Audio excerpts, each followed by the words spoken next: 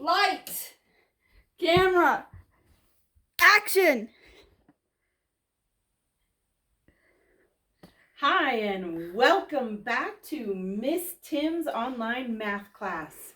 I'm so glad you're here today. I just want to give you guys a shout out. Because I have 31 subscribers. Oh my gosh, thank you so much. That just made my day. Awesome. Alrighty, so we're gonna just almost forgot.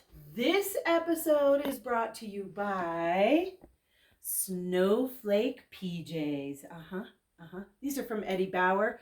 I got them about 1 million years ago, but very appropriate because I'm not sure if you can see outside, but it snowed all day yesterday. So, Snowflake PJs. Yes.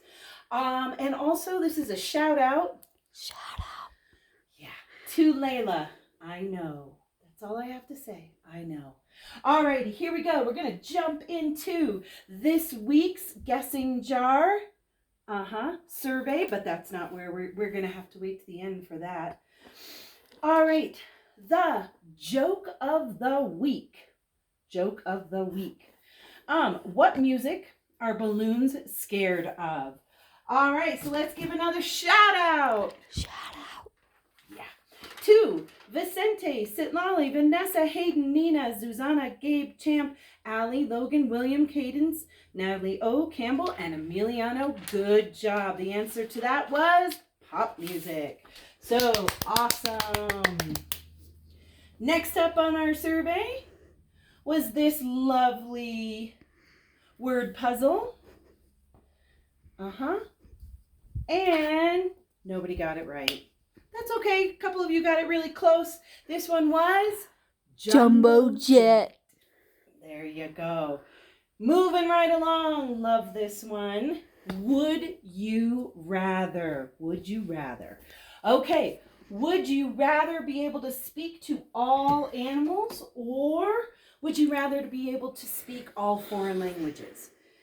So I'm kind of thinking that, like, if you can speak to all animals and people are animals, then you actually can speak to people and animals. Or if you can speak to all foreign languages, wouldn't, like, animal language be foreign language? Okay, well, anyway, I'm just saying, I think I could pick both. But you didn't get to pick both. You had to pick one. Would you rather? So here's what happened this week on my survey. I forgot to click this little button that tells me who has taken the survey. And so after I got like about, 30 responses, I was like, oh no, I don't know who's taken the survey. And I did put out an email and tell you to go back in. But I only had 21 people that I could track. So that's who I used for all of these, all of this amazing math right here. Oh, let's just look. Buzz. Summer, that's so not cool. This is math. It's fun. No. It's beautiful. I'm going to fire my cameraman. Good. All right, so here we go. Out of the 21 people that we took this survey with, 15 of you said you would like to speak to animals. And 6 of you would like to speak all foreign languages. So we can do some math here. We could talk about percentages. We take our part over the whole. That's going to give us a decimal, and we'll convert that into a percentage. So for animals, we have 15 out of 21. That, when we do the math, gives us 0.714, and it just keeps on going. So I went ahead and rounded that to 0.71, 71 hundredths. And we're going to move that decimal 2 spots to the right, which gives us 71%. 71% of you would like to be able to speak to animals. And then for foreign languages, we had 6 out of 21. We're going to use some division. Again, I had this decimal that just kept on going. So I went ahead and rounded that to 0.29, 29 hundredths. And that gave me 29%. All right. Moving on to our next thing, which is, ta-da, the actual guessing jar. So I took those 21 responses and put them into a frequency table.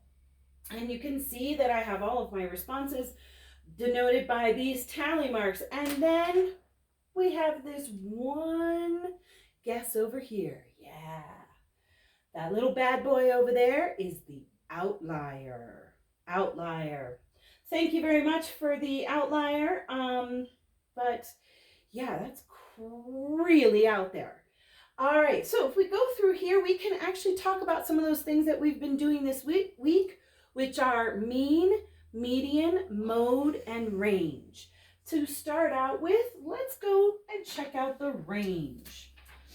So if we take the biggest guess, which right now I'm gonna stick with 66, and we take away the smallest guess, which is 19, that gives us a range of 47.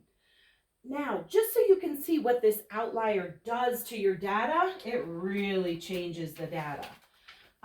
If I have to use that guess, 9,999, take away 19, I'm going to get 9,980. Wow, that really doesn't tell us much about our data. So here's what we're going to do. We're just going to kind of chuck the outlier. Yes, sorry.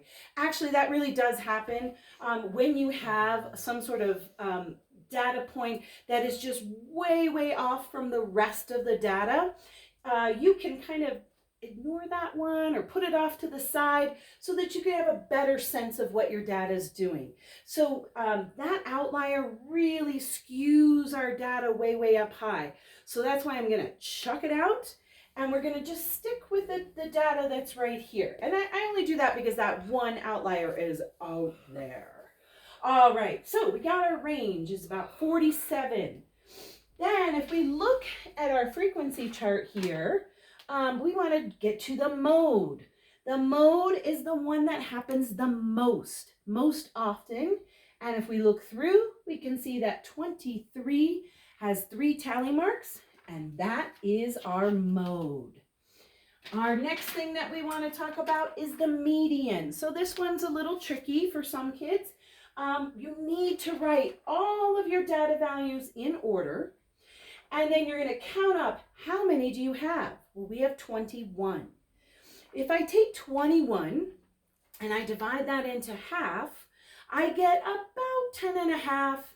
So if I wanted to count 10 data points, and 10 data points, that 11th data point is our median, right? So we can just count down 1, 2, 3, 4, 5, 6, 7, 8, 9, 10. There is our 11th value, and that's the median. Okay, so we got our range, our mode, our median. That's all pretty good. Now we're gonna get to that mean one. The one that is a lot of work, the mean, the average.